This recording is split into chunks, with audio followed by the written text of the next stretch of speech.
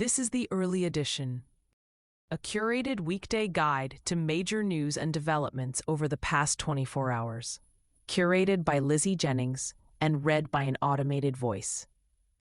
Published December 8, 2025 on Just Security, an essential resource for those shaping a just and secure world. Here's today's news. Global affairs. Thailand's military said today that it launched airstrikes along the disputed border with Cambodia in response to Cambodia's attack yesterday on Thai soldiers. Thai Prime Minister Anutin Charnvirakul said he would use necessary means to preserve Thailand's sovereignty. A spokesperson for Cambodia's Ministry of National Defense said today that Thailand struck first, claiming they attacked Cambodian troops yesterday afternoon and again this morning. The Thai army said that more than 50,000 people have left areas near the border, while Cambodian Information Minister Neth Piaktra said that Thai forces killed 4 Cambodian civilians, adding that tens of thousands of residents had been displaced from several border villages. Jintama Saksornchai and Sofang Chiang report for AP News. BBC News reports.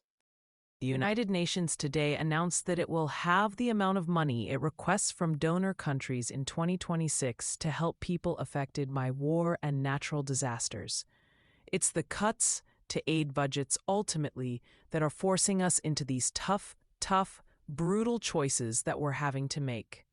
United Nations Undersecretary General for Humanitarian Affairs told reporters, "We are overstretched, underfunded, and under attack." Emma Farge and Olivia Lepoidevin report for Reuters. Nick Cumming-Bruce reports for The New York Times. Beijing's Office for Safeguarding National Security in Hong Kong summoned journalists from foreign media organizations on Saturday to warn them about coverage of the city's recent Wong Fu Court fire, according to The New York Times.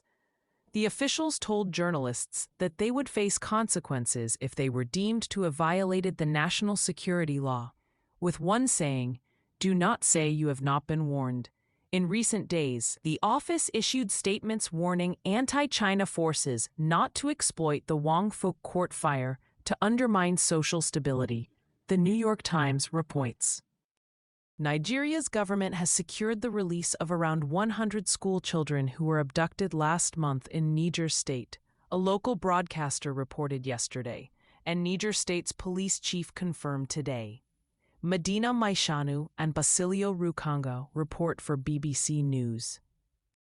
The Africa Corps, a new Russian military unit that has replaced the Wagner mercenary group in Mali, is carrying out abuses, including rapes and beheadings, alongside Mali's military. Dozens of civilians told AP News. Monica Pronjuk and Caitlin Kelly report.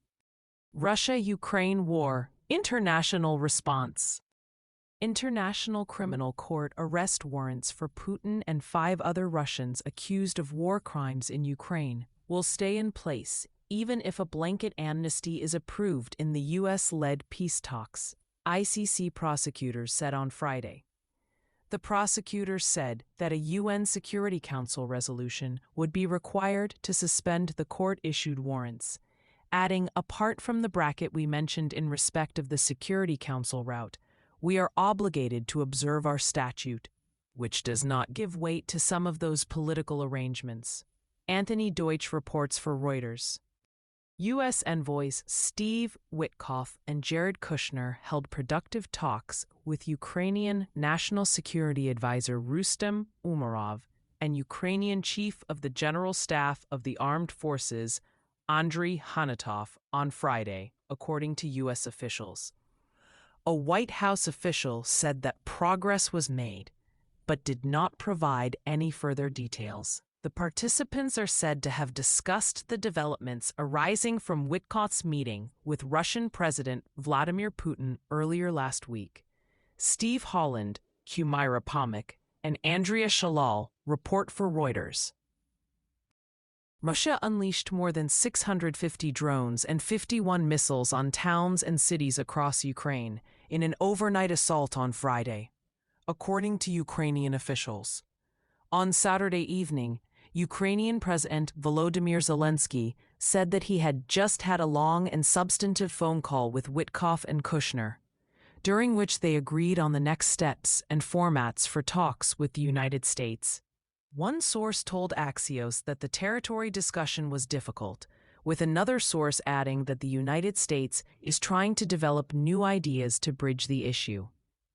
To Sandra Vinograd, Oleksandr Chubko, and Maria Varenikova report for the New York Times. Barak Ravid reports for Axios. We are starting a new diplomatic week right now. There will be consultations with European leaders, Zelensky said yesterday in a video address. He is set to meet with British, French, and German leaders in London today. Elena Harmash reports for Reuters. Israel-Hamas war ceasefire. The Israeli military's chief of staff, General Eyal Zamir, told his troops yesterday in Gaza that the yellow line is a new border line, serving as a forward defensive for our communities and a line of operational activity. Zamir's comments come amid uncertainty over how the next phase of the peace plan, requiring Hamas to disarm and Israel to withdraw further from Gaza, will be implemented. James Schotter reports for the Financial Times. Israeli Prime Minister Benjamin Netanyahu said yesterday that the second phase of the U.S. plan to end the war in Gaza was close, but still hinged on unresolved issues, such as whether a multinational security force would enter Gaza. Netanyahu said that he is set to hold talks with Trump at the end of the month on how to ensure the second phase is achieved. Alexander Cornwell reports for Reuters. We can talk about freezing or storing or laying down, with the Palestinian guarantees, not to use it at all during the ceasefire time or truce. Senior Hamas official Bassem Naim told AP News yesterday. Naim suggested a long-term truce of 5 or 10 years for discussions aimed at the establishment of a Palestinian state to take place, adding that Hamas is very open-minded about what to do with its weapons. Joseph Fetterman and Sami Magdi report. West Bank violence. Israeli soldiers yesterday shot at 3 Palestinians who were throwing rocks at cars in the occupied West Bank and killed one of them, the Israeli military said, adding that one other person was neutralized and one was arrested. The Palestinian Red Crescent confirmed that one person had been killed and one wounded in the incident. On Saturday, Israeli soldiers killed a Palestinian teenager who the Israeli army says was driving a car towards them and a bystander at a checkpoint in Hebron. Ali Sawafta and Alexander Cornwell report for Reuters. Sudanese civil war. A drone attack, allegedly by the Sudanese Rapid Support Forces paramilitary, hit a kindergarten in Sudan's South Kordofan region, killing 50 people, including 33 children, Sudan's Doctors Network said on Friday. The death toll is expected to be higher, but communication blackouts in the area have made it difficult to report. AP News reports. U.S., Caribbean, and Pacific operations. Top Democrats yesterday called for the release of a classified video of the U.S. military's September 2nd strikes on an alleged drug vessel, in which 2 survivors of an initial strike were killed by a follow-up strike. It seems pretty clear they don't want to release this video because they don't want people to see it, because it's very, very difficult to justify. Democratic leader of the House Armed Services Committee, Representative Adam Smith, Democrat of Washington, said yesterday. Megan Monero reports for the New York Times. U.S. Foreign Affairs. The United States wants Europe to take over the majority of NATO's conventional defense capabilities by 2027, Pentagon officials told European diplomats in Washington last week, according to 5 sources. Pentagon officials indicated that Washington was not satisfied with the steps Europe has taken to boost its defense capabilities, adding that if Europe does not meet the 2027 deadline, the United States may stop participating in some NATO defense coordination mechanisms. Graham Slattery and Humera Pamuk report for Reuters. The United States, Israel, And Qatar yesterday held a trilateral meeting in New York to rebuild relations after the Israeli strike in Doha, two sources told Axios. Barak Ravid reports. U.S. immigration developments. New Orleans City Council leaders on Friday pushed back against the Homeland Security Department's Operation Catahoula Crunch, calling for DHS to release arrest data, for federal agents to remove their masks, and for the department to offer clear due process protections. Mayor-elect Helena Moreno issued 5 demands, which she says were sent directly to Border Patrol agent Gregory Bovino, who was leading the New Orleans area operation.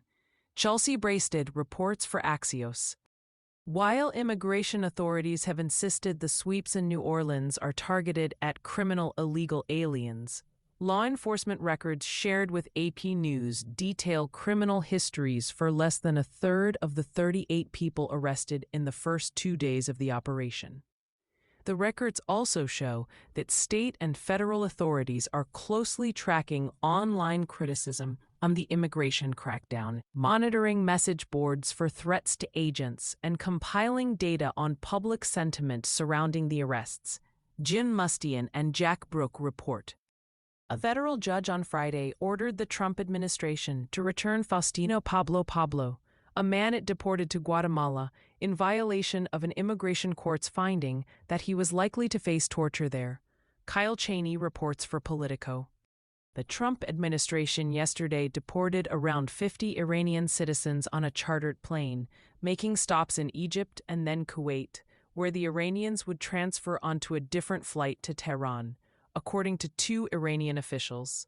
A U.S. official confirmed the flight had taken off yesterday and described it as a routine deportation flight that included nationals from other countries, not just Iran. Farnaz Fasihi reports for the New York Times. U.S. domestic developments. A bicameral version of the National Defense Authorization Act, set for a vote as soon as this week, would authorize around $8 billion more for the military than the Trump administration had requested. The legislation would also place new restrictions on reducing troop levels in Europe, standing in contrast to Trump's new national security strategy published last week. The legislation, Connor O'Brien reports for Politico. A federal judge on Saturday temporarily blocked the Justice Department from using key evidence in its efforts to seek another indictment against former FBI Director James B. Comey, following an emergency filing on Friday night by Daniel C. Richman, arguing that the DOJ had obtained his files in violation of his constitutional rights and should not be allowed to use them in any attempt to re-indict Comey. Alan Feuer reports for the New York Times. A federal judge on Friday granted the DOJ's request to publicly release grand jury records related to the criminal prosecution of Jeffrey Epstein and Ghislaine Maxwell. The judge said that the new law requiring the department to disclose nearly all investigative records into Epstein held by the DOJ surpasses the standard regulations prohibiting the public release of grand jury material. Erica Orden reports for Politico. Trump administration. Actions. Trump yesterday rebuked Representative Henry Cuellar, Democrat of Texas, for his lack of loyalty, as Cuellar announced that he will be running for Congress again as a Democrat just days after Trump pardoned him. Jacob Wendler reports for Politico. Trump said on Friday that winning the first-ever FIFA Peace Prize was truly one of the greatest honors of his life. The fact that we could do that, in India, Pakistan, so many different wars that we were able to end, in some cases a little bit before they started, just right before they started, but we got them done, Trump said at Washington, D.C.'s Kennedy Center. Josephine Walker reports for Axios. Trump administration litigation. The Supreme Court said on Friday that it will hear arguments on the Trump administration's executive order eliminating birthright citizenship. Justin Jovenal reports for The Washington Post. A federal judge ruled on Friday that the Trump administration exceeded its authority in holding migrants designated for deportation at the U.S. Navy base at Guantanamo Bay, Cuba. The judge rejected the administration's request to dismiss a class action challenge brought by the American Civil Liberties Union. The judge also denied class certification of the case with respect to the named plaintiff's habeas corpus claim, while certifying a class of all immigration detainees originally apprehended and detained in the United States who have been ordered removed, and who are or will be held at the Naval Station Guantanamo Bay, Cuba. Carol Rosenberg reports for the New York Times. In case you missed it, yesterday on Just Security. Operation Southern Spear: Why the Crews, Drugs and Boats Are Not Targetable by Michael Schmidt, Tess Bridgman, and Ryan Goodman. Timeline of Vessel Strikes and Related Actions by Jeremy Chin, Margaret Lynn, and Aidan Arasossingham. The flimsy, legal arguments used to justify our. Thank you for listening to Just Security's early edition today, December 8, 2025. If you enjoy listening, Just Security's analytic articles are also available in audio form on the justsecurity.org website. To stay up to date on Just Security's analysis of law, policy, and current events, go to justsecurity.org, subscribe to Just Security on Substack, and follow us on LinkedIn, Blue Sky, Facebook, Instagram, and Threads.